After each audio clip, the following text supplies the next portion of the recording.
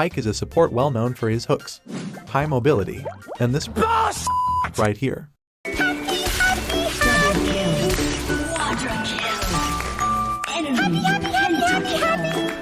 But not as a champion that deals a huge amount of damage and has a great wave clear.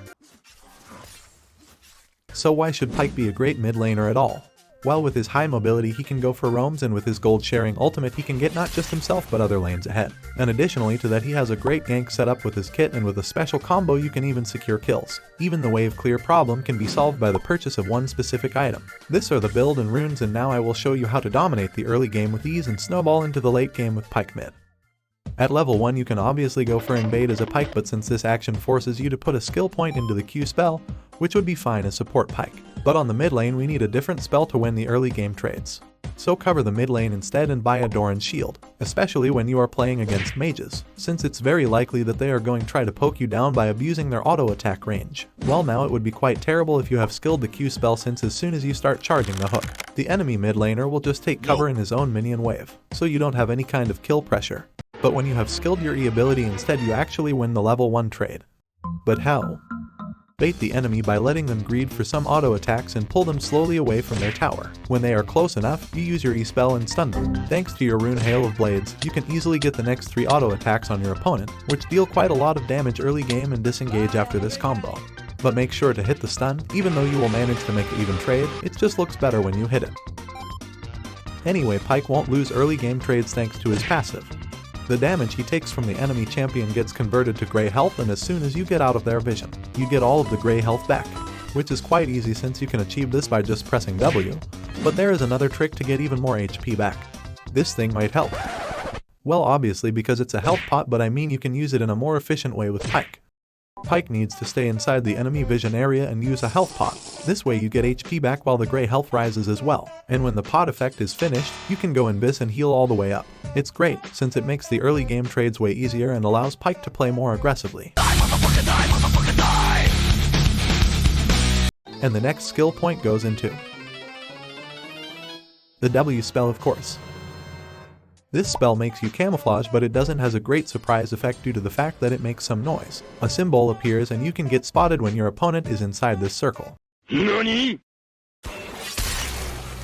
So the only useful part of this spell would be the movement speed you get in order to make it easier to hit your stun. But don't use the W spell first, since your laning opponent will sense the danger and back off as soon as you cast it. Instead, use your E spell first and activate the W ability right after in order to increase the range of your stun. And with the additional movement speed it gets easier to adjust it to the left and to the right. So it's basically the same trade pattern but with one additional step. But it creates a great gank setup due to the fact that it is a hard combo to dodge, and when the enemy gets caught, they just die.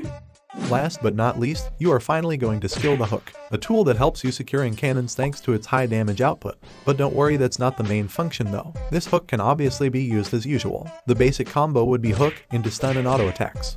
But you will get barely any chances to execute it on the lane thanks to the minion wave.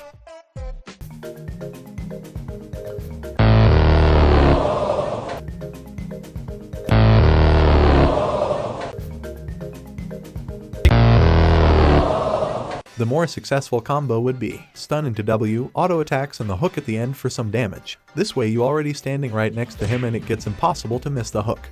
You can even wait using it in order to charge it up, since there are 2 hook types. When you don't charge it, the hook just deals some normal boring ass damage, but when you hold the Q button, the hook range increases and the enemy gets pulled towards you. So by using the second hook type, you can even prevent the enemy from escaping and get the kill, or secure it when the enemy is about to get away. Well, that's great and all, but you can engage like this if the enemy wave is too big, since you will lose the trade because of the minion damage.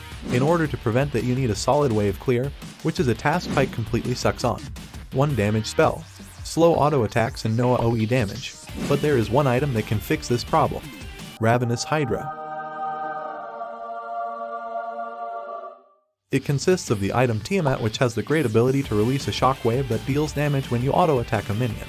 Now Pyke is even capable to push the wave under the enemy tower and roam afterwards. Well, now we repeat the same process until Pyke hits level 6.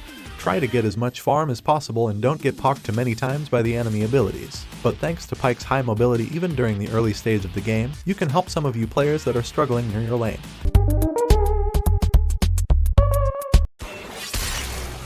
Sometimes you might be just vibing on the lane and suddenly you hear an assist me ping from far away, so you decide to pack you things and take a look where it came from. So you walk, and walk, and walk, and collect a double buff from the enemy jungler. Nice. Back on the lane you will realize that there are plenty of other stuff. Pyke is great in fulfilling them as well. Setting up ganks, for example. When you see your completely precision overbuffed jungler heading towards your lane, make sure to engage as usual with your stun into W combo in order to stun the enemy. Even when they were smart enough to look on the minimap and run back towards their tower, they are taking distance from the minion wave, which makes them more vulnerable for hooks. And when Pyke hits a hook, the stun afterwards is guaranteed to hit. Pyke's next power spike comes with unlocking his ultimate, since from now on, making solo kills get even easier since you can execute them with a point-and-click ability.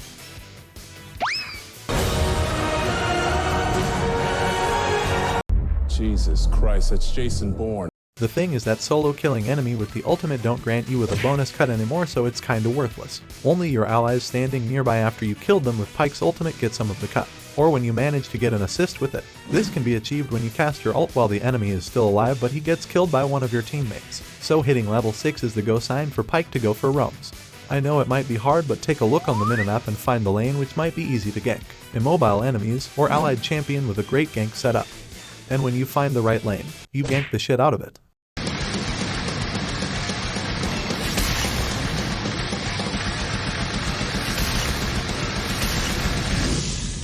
But the squishy bot lane is also a good option, since most of the time there are two of them with barely any movement speed. Pyke can easily catch them. Bruh. And since there are more enemies, it also means more gold you can share.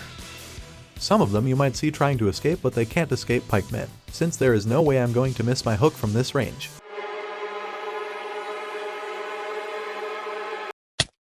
Did you really thought I'm gonna miss it? Joke's on you, I never miss.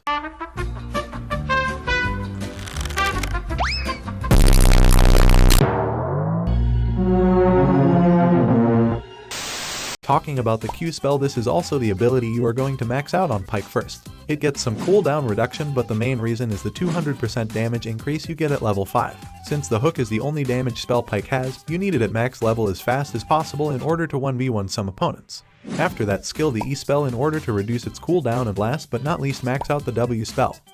The first item after Ravenous Hydra is going to be the good old Dusk Blade, which is a must-have for an assassin. The third item is going to be Ghost Blade in order to roam around the map even faster thanks to its active. Now you can participate easier in outbreaking fights on the other side of the map and share some gold with your ultimate. After that, buy Axiom Arc to reduce the cooldown on your ultimate drastically, and last but not least get Gia in order to get a revive when you misplay a late game team fight.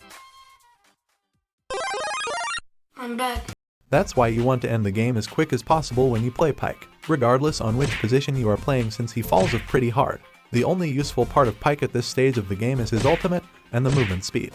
But you have to be patient with executing the ult, since most champions have a stupid Janyas at the 30 minutes mark, and you really have to make sure to hit it. Otherwise Pyke is going to be totally useless. Your function is to clear the battlefield, not to be the primary source of damage. But when Pyke is a little bit too hard for you to play, just try out Fiddlestick's Top, who can win 1v2 fights by just pressing one button. Click on this video right here.